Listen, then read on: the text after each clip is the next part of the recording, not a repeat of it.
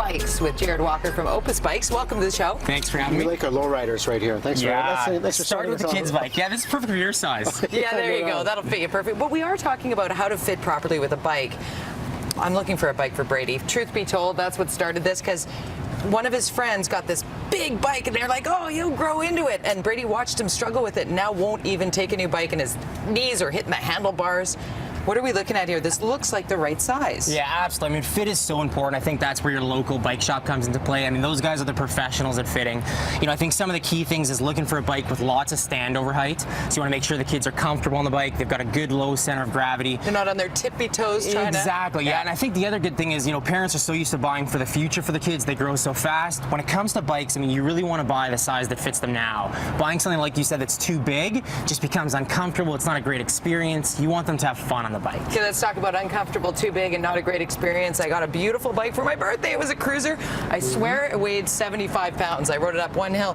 How much does this bike weigh? Yeah, I mean, this bike's around the 30-pound mark, so a nice lightweight bike. Like you said, you bought that kind of beach cruiser. This falls in between that sort of urban and cruiser bike, but is made with lightweight material. So rather than being this big, heavy steel bike, you've got a lightweight aluminum frame, lots of gearing. Your bike probably only had 3 speeds. It did. So this has lots more gearing, so when you get to that hill, you're not going to have any issues. They just want to go on the seawall anyway. What about gear for the kids? And then on this is considered the urban bike, right? Yeah, here? this is would be in this sort of urban comfort collection. So what kind of protective gear aside from the helmets do you recommend for people riding? Protective gear, I mean, it's sort of visibility stuff if you're riding in the city. So anything that's high visibility, I mean, you can see right away this helmet really kind of stands out. Very, very flashy. So any kind of clothing that's going to make sure you stand out. Lights on your bike.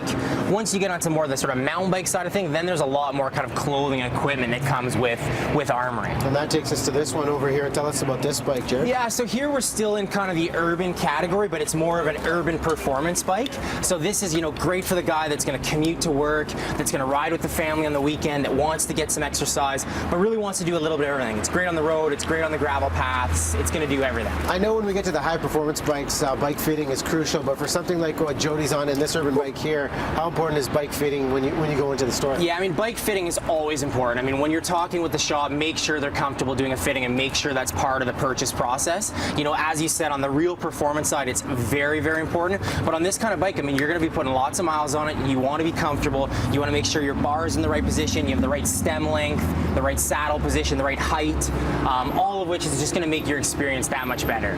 Now, what are we looking at price range from the kids' bike up until this one right here? So on the kids' side of things, we've got bikes starting in the $300 range, and those will move all the way up to about $700. In the adult bikes, again, we've got stuff starting in the $500 range up to about $1,000. It's an investment, but it lasts and lasts, right? If Jody wants to buy that helmet right there, because I think... Did you see this? The one? You know what? No, wait. Fit is important. It's like a match made in heaven. Look at that. There. That's perfect. Oh, yeah, perfect. We're not going to miss you. Not going to miss me at all. Opus Bike, you've got options for so many people. Where can they find you?